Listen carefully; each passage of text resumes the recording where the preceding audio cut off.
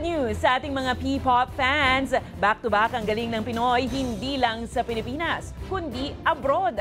Nominado sa Kids' Choice Awards 2024 ng Nickelodeon, ang SB19.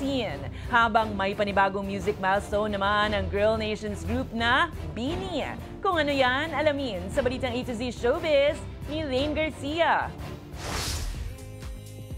18s, mag-ingay! Muli na namang namamayagpag international ang P-pop group na SB19. Ito'y matapos ma-nominate ang tinaguriang Gento Boys bilang Favorite Asian Act sa Nickelodeon Kids' Choice Awards 2024.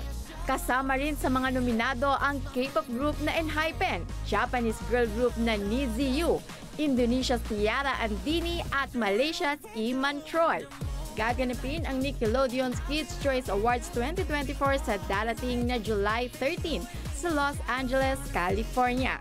Kasabay ng kanilang pamamayagpag, umabot naman sa mahigit 3 million views sa YouTube ang kanilang comeback single na Moonlight. Matatanda ang naging matagumpay kamakailan lang din ang kanilang sold-out pagtatag finale concert sa Araneta Coliseum, kung saan ipinamalas ng SB19 members ang kanilang creativity sa kanilang solo performances.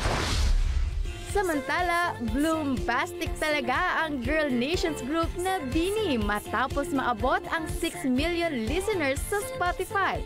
Sa expose ng Star Music, ipinahayag ang kanilang lubos na pasasalamat sa mga Bloom Besties dahil sa walang sawang pagsuporta at pagtangkilik sa Nations group na BINI.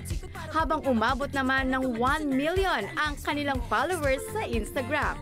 Puspusa naman ang paghahanda ng grupo para sa kanilang BINI Day sa June 11, maging ang kanilang pinaka-inaabangang kauna-unahang BINIverse concert sa June 28 at 29 sa New Frontier Theater sa Cubao, Quezon City.